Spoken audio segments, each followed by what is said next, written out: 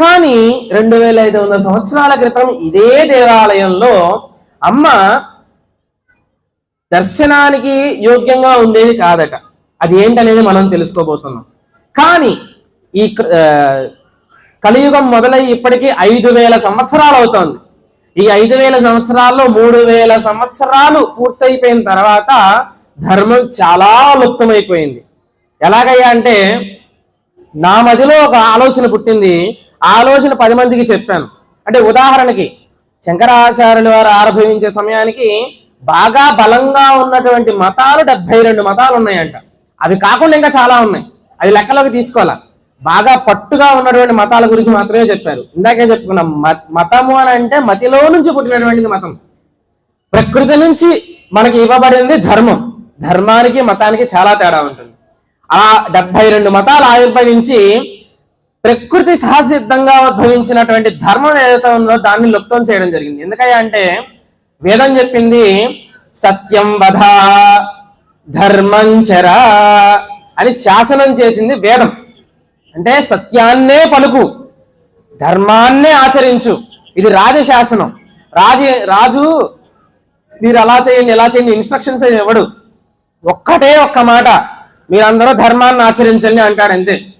రాజు రాజసింహాసనంలో కూర్చుని మిగతా పరివారం ఎవరైతే ఉంటారో సేనాధిపతి మంత్రులు వీళ్ళందరూ కూడా దానికి సంబంధించిన ప్రణాళికను సిద్ధం చేసి దాన్ని ముందుకు తీసుకువెళ్తారు. ఆ ధర్మ పరిరక్షణ కోసం తీసుకువెళ్తారు. అంతేగాని రాజు నడుము కట్టేసుకుని ప్రతి గుమ్మం దగ్గర వెళ్ళి ప్రతి మనిషి దగ్గర చేపట్టుకుని ధర్మాచరణ చేయించడు. రాజు ఒకటే మాట, వేదం కూడా ఒక్కటే మాట, సత్యం వధ ధర్మం చరా. దాన్ని కలియుగంలో అందిపుచ్చుకోలేరన్నటువంటి ఉద్దేశంతో అనంతరం శ్రీకృష్ణ నిర్యాణం జరిగేటువంటి సమయానికి సాక్షాత్తు విష్ణుమూర్తి అవతారమైనటువంటి వేదవ్యాసుల వారు వేదంలో అనంతమైనటువంటి వేదరాశిని కలియుగంలో యజ్ఞోపేత ధారణ చేసినటువంటి వారు కూడా అందిపుచ్చుకోలేరని చెప్పి ఒక 4 విభాగాలు కొంత భాగాన్ని అందించారు. దానికన్నా కూడా ఇంకా ఎంతో వేదం ఉంది. ఋగ్వేదం, యజుర్వేదం, సామవేదం, అథర్వవేదం అని 4 వేదాలను అందించారు. అది కూడా అందిపుచ్చుకోలేటువంటి వాళ్ళు ఉంటారు. కానీ అందరూ మోక్షాన్ని పొందాలి అనేటువంటి సదుద్దేశంతో వేదవ్యాసుల వారు వ్యాసో నారాయణ స్వయం అని చెప్పి ఊరికే చెప్పలేదు. వారు దయామయులై కరుణామయులయ్యి మనకి ధర్మాన్ని ఎంత కింద స్థాయిలో ఉన్నవాడికి కూడా అందాలి అన్న ఉద్దేశంతో వేదంలో ఉన్నటువంటి ధర్మ జ్ఞానాన్ని మొత్తం పురాణాల్లోకి అందించారు. 4 వేదాల్లో ఉన్నటువంటి దాన్ని అష్టాదశ పురాణాల్లోకి అందించారు.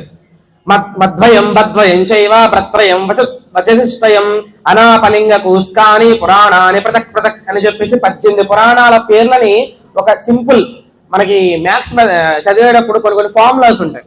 ఆ ఫార్ములాస్ ఏంటంటే ఆ ఫార్ములా మొత్తం ఫార్ములా ఇంత పెద్దది ఉంటుంది. కానీ ఫార్ములా 4 అక్షరాలు 5 అక్షరాల్లో చిన్న లైన్లో అందించేస్తారు. అదొక్కటి గుర్తొస్తే మొత్తం లెక్క అంతా రాసేయచ్చు, ఎంత పెద్ద లెక్కైనా చేసేయచ్చు.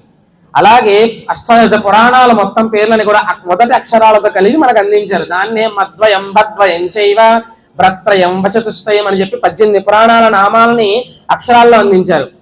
అది నోటి మీద ఉన్నా చాలు ఏమేం పురాణాలు ఉన్నాయని చెప్పి మనకు అర్థమైపోతుంది. అలా పురాణాలను అందించారు.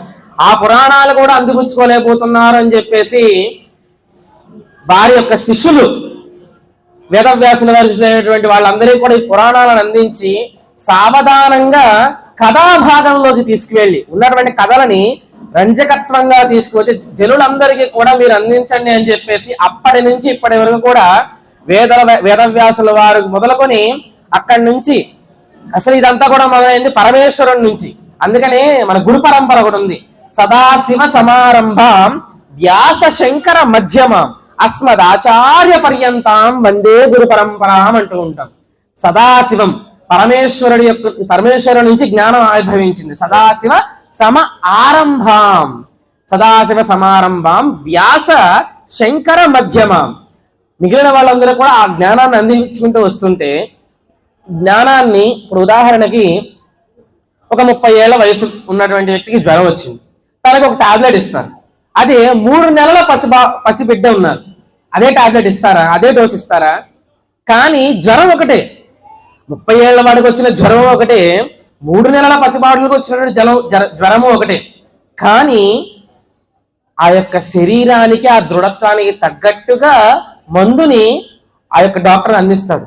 అలాగే గురువుల నుంచి భగవంతుని వచ్చినటువంటి వేద రాశిని అందిపుచ్చుకోలేకపోతున్నారని చెప్పేసి అజ్ఞానమైనటువంటి కలియుగంలో అజ్ఞాన జనితంతో మాయతో కప్పబడిపోయి కామ క్రోధ లోభ మోహ మదమాశ్చర్యాల అరిషట్ వర్గాల మధ్యలో చిక్కుకుని ధర్మాచరణ ఎలా చెయ్యాలని ఉన్నా నాకు ఏం చెయ్యాలో తెలియడం లేదు, వేదం నాకు అర్థం కావడం లేదు, వేదం అంటే అమ్మో నాకు భయం వేస్తోంది అని అనుకునే వాళ్ళందరికీ కూడా 3 నెలల పసిబాబుకి అదే మందుని టానిక్ రూపంలోకి అందించి మందును డైల్యూట్ చేసి ఎలాగైతే వైద్యుడు అందిస్తాడో వేదవ్యాసుల వారు వేదరాశిలో ఉన్నటువంటి సారం మొత్తాన్ని కూడా పురాణాల్లోకి అందించారు.